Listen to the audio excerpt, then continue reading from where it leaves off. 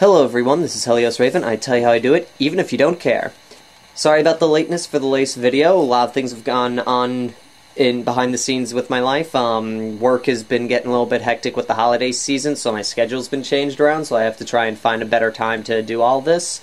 Got the new Windows 7, so my computer's not completely up and running, so it's still working on about half its potential, so we're going to be working on trying to improve that in the late future. But other than that, I hopefully should be starting to get back into video painting, and we're going to start it off. But before I do, just some good news. The people who broke into my car and stole my War Machine and Valkyrie have actually been caught stealing in the act in another parking lot, so that's some pretty good news. They sadly didn't have any of my stuff on them, but justice has been served to those who've committed the crime, and that's all I can really ask for, and I'm happy with that. So to start off with the lateness, we're going to do a special video on Battle Fleet Gothic. Now, for those who don't know, Battle Fleet Gothic is a specialist game from Games Workshop. What it's supposed to be, in few words, is Warhammer 40,000 in space.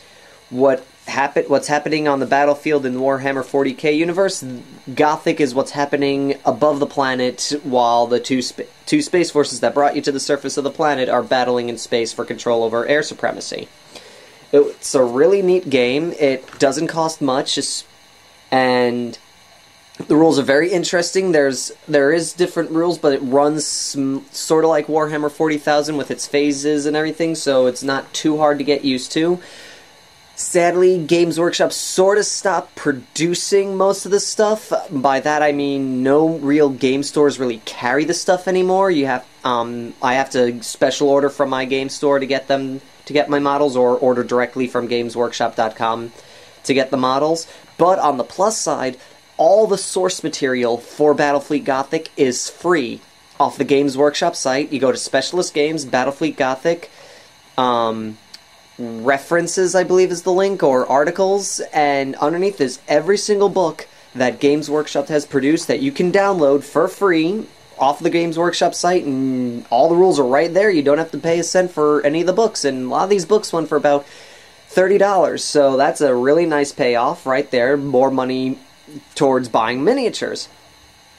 Another bad downside to it is you can't really get any instructions on how to build half these models, so you kind of have to figure out how to do it by staring at the pictures on the website to actually figure out how the piece is supposed to go.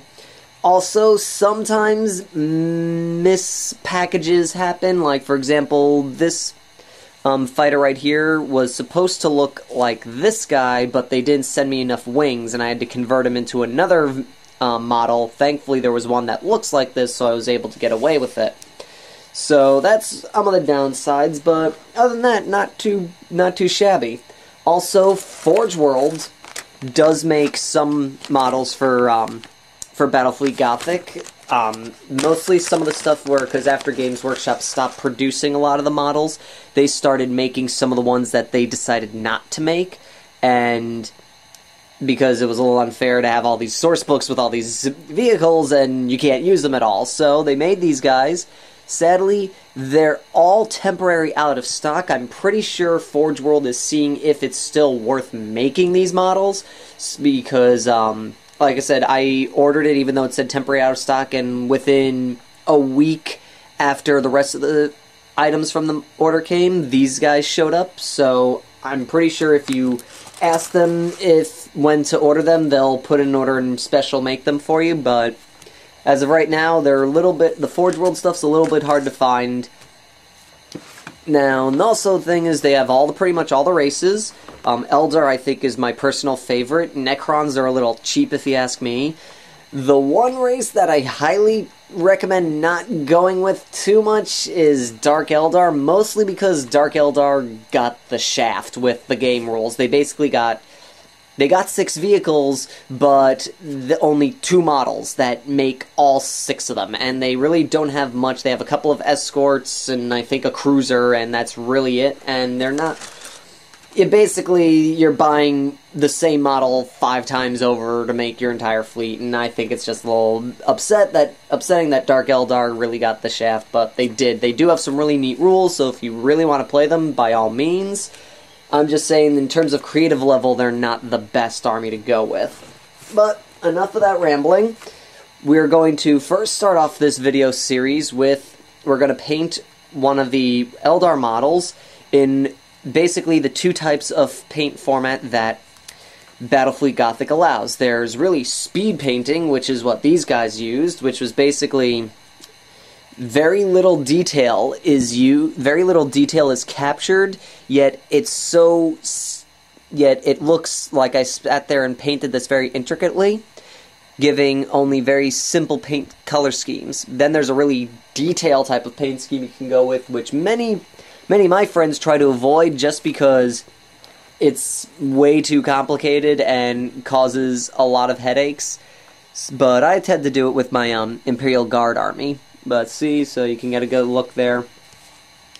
See, it's very basic, simple color schemes. It's literally only really 3 colors that are used, and it's such a simple technique that you could do a good chunk of this under maybe 3 hours if you're really taking your time, maybe 4. Let's see. This is a vehicle that, surprisingly, according to some, this is the Eldar battleship. Very few people actually have it because Eldar's rules are so strange that it's not really worth it because of just how frail they are. Now, to give you a scale reference, I'm not going to use a miniature, but because it's going to be hard, some miniatures are bigger than others or anything, but instead I'm going to use a dime, okay? Now, this is a dime standing next to the Eldar battleship, okay, so you can get a C scale there. There it is. Okay, the Eldar cruiser standing next to a dime. It's really pretty tiny when you think about it. And an Eldar fighter, escort, sorry, next to a dime. So it's pretty small. And another interesting, unique system that I just want to point out, since I'm running out of time for actually doing a tutorial video, this will be the introduction, is technically, with these ships, you're not actually seeing them. That tiny peg there is actually where the ship physically is, and you're on a giant battleship with giant holographic projections enlarging the vehicle so you can identify what it is. So all measurements are done to the stem of the model, not the actual piece itself. So technically, if you're measuring to this starship and your tape measure touches here, you actually miss the ship. You have to be able to touch the stem of the ship to actually do any types of attacks to it. So that is it for right now. I will see you on our next video stage.